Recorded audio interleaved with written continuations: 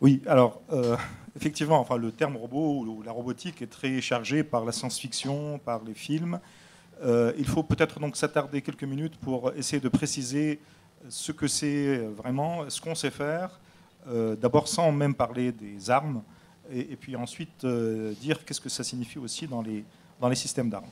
Alors, un robot, c'est une machine matérielle, hein, dont on parle là, qui a des capacités de perception, c'est-à-dire elle a des capteurs, des caméras par exemple, ou des radars, si on veut, ou toutes sortes de capteurs qu'on peut imaginer, pour percevoir son environnement, en construire des représentations. Donc elle est capable de percevoir et de construire des représentations de cet environnement, qui peuvent être très simples ou plus ou moins complexes.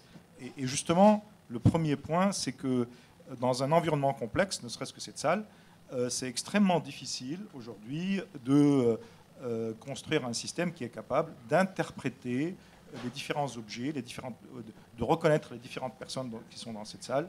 Il y a un gros problème de complexité, d'incertitude, d'imprécision. Et c'est un point très important, c'est pour ça que je le souligne, sur lequel on reviendra sans doute par la suite. La deuxième grande composante d'un robot, c'est qu'il est capable d'action. Il est capable de se déplacer ou de déplacer son corps, ou de déplacer un élément dans l'environnement. En l'occurrence, si c'est une arme, ça peut tirer, donc, en l'occurrence. Hein. L'action est bien sûr au centre de la robotique, ce n'est pas juste des calculs. Et cette action, elle peut être extrêmement complexe. Ça peut être le vol autonome ou pas. Ça peut être le déplacement sur un terrain accidenté, complexe. Et là aussi, il y a un certain nombre de limitations. Si on est dans un environnement, là aussi, relativement compliqué, un terrain très accidenté, il y a des difficultés. Les systèmes, aujourd'hui, ne savent pas faire très bien. Mais bien sûr, c'est des sujets qui se développent. La troisième composante, c'est celle qui se trouve entre la perception et l'action, c'est-à-dire la décision. C'est-à-dire l'élaboration de plans d'action, de décisions pour agir en fonction d'objectifs. Et toute la question de l'autonomie, sur laquelle on reviendra, c'est qui détermine ces objectifs. Est-ce que c'est le robot lui-même en fonction de ses actions, ou est-ce que ce sont des objectifs qui lui sont fournis, qui lui sont donnés a priori par un utilisateur, un opérateur, et en quels termes ces objectifs sont-ils définis? Donc là aussi, on y reviendra. Donc ces trois composantes sont absolument essentielles. Mais il y en a une quatrième sur laquelle je voudrais m'attarder 5 secondes, qui n'existe pas vraiment aujourd'hui dans les différents systèmes, mais qui existe en laboratoire. C'est l'apprentissage. C'est-à-dire la capacité pour ce robot d'améliorer ou d'adapter son comportement sur la base de son expérience passée, et donc d'être capable de finalement avoir un comportement qui est plus efficace ou plus adapté à la tâche. Donc là, il y a un certain nombre de résultats dans la recherche, naturellement. Il n'y a pas de système, à ma connaissance du moins, opérationnel qui inclut cette capacité, mais là aussi des conséquences. Donc ça, c'est grosso modo la définition d'un robot. Alors si on veut regarder dans les systèmes d'armes, cette définition, elle peut s'appliquer à beaucoup de systèmes. Pourquoi? Parce que le degré, enfin je vais parler de degré d'autonomie, même si l'expression n'est pas forcément la plus adaptée, le degré d'autonomie, c'est-à-dire la capacité à avoir une interprétation de l'environnement plus ou moins élaborée, la capacité d'avoir des mécanismes de décision plus ou moins élaborés, la capacité d'avoir des mécanismes d'action plus ou moins complexes, eh bien, font qu'on aura des robots plus ou moins performants, plus ou moins capables d'agir, ou des systèmes capables d'agir dans des environnements simples ou complexes. Et c'est pour ça qu'il faut bien garder à l'esprit, je pense, qu'il y a une sorte de continuum. Il y a des systèmes relativement simples, autonomes, automatiques, je dirais plutôt, mais qui présentent le capteur, qui présentent la décision, très simple, et l'action.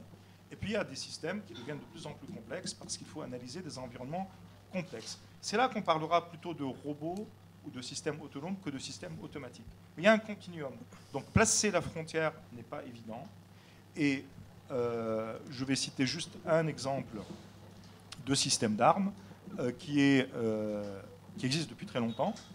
C'est le système Phalanx Aegis américain qui existe depuis les années 80, qui est un système de protection de bâtiments de navires, des navires, et qui est capable, donc, une fois qu'il est enclenché, de détecter avec ses systèmes de radar des menaces, c'est-à-dire des missiles ou des avions qui attaquent donc, le navire, et à partir du moment où il a déterminé tout seul que c'est une attaque, il peut déclencher donc, un missile pour évidemment contrer cette attaque. Et ce système existe, il est en opération dans de nombreuses armées du monde. Et il peut commettre des erreurs, il en a commis de nombreuses.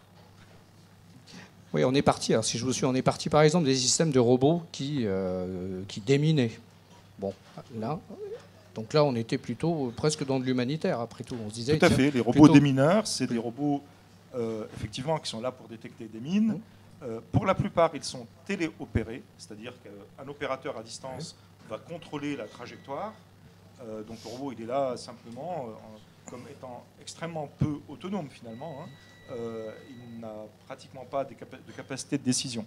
Mais on peut aussi programmer ce déminage, c'est-à-dire laisser le robot acquérir la trajectoire, le terrain, tout comme certains robots aspirateurs, que peut-être certains d'entre vous ont chez vous. Chez eux, c'est exactement le même mécanisme. Il s'agit de balayer une surface, et donc il y a des programmes qui permettent de faire ça de manière autonome.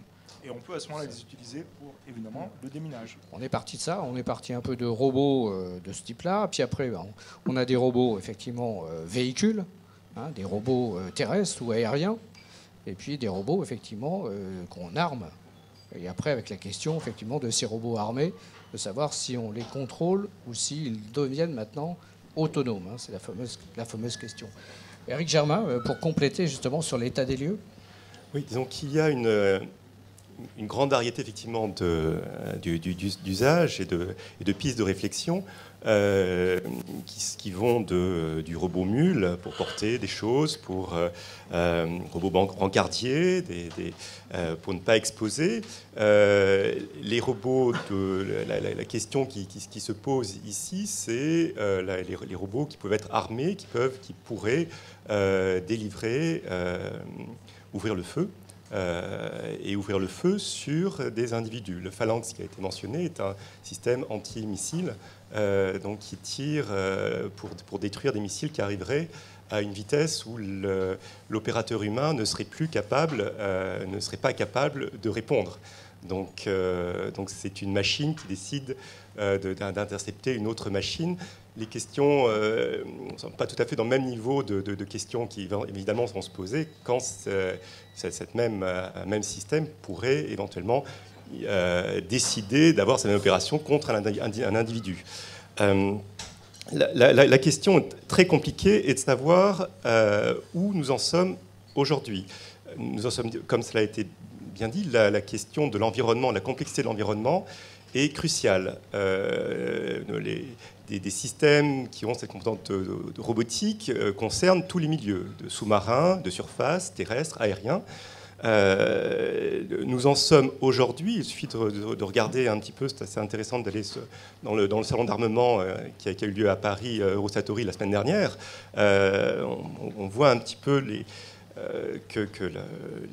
particulièrement les technologies sans homme à bord sont assez à la mode. Donc on voit des drones aériens, terrestres, téléopérés par un opérateur humain. Enfin, on en voit beaucoup. Des robots qui pourraient évoluer seuls, c'est encore des choses qui sont dans des cartons, surtout pour des environnements complexes.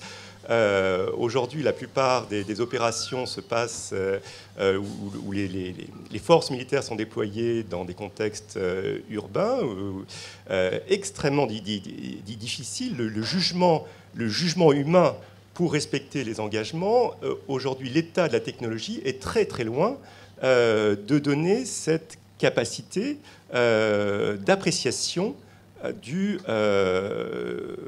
parlais hier avec un pilote de chasse qui m'expliquait comment, dans des actions en Afghanistan pour appuyer les troupes terrestres, la difficulté de saisir quelle était réellement l'urgence de l'action, il fallait bien connaître, en fonction aussi, les pilotes de chasse peuvent être aider différentes contingents, différentes cultures, de savoir qui, dans différentes situations, toujours, on attend du ciel une aide immédiate, donc il y a une énorme pression, et ce pilote, pour décider et apprécier ce qui lui est demandé, c'est-à-dire de délivrer le feu, d'ouvrir, de tirer, va devoir exercer un jugement. Je dis bien un jugement que pour l'instant une machine est très très très loin de pouvoir réaliser. Donc c'est une réflexion qui est conduite aujourd'hui parce qu'il y a effectivement un intérêt par ces technologies téléopérées. Il y a un certain nombre de problèmes qui se posent de liaison entre l'opérateur et la machine. Donc évidemment, la recherche s'intéresse à la capacité de ces machines et le développement en technologie aussi, les capacités des capteurs et du développement des intelligences artificielles qui sont encore assez sommaires, mais on peut prévoir effectivement dans les décennies à venir des développements de la recherche qui vont permettre des capacités d'apprentissage, Rajat l'a mentionné, et là va s'ouvrir effectivement cette question.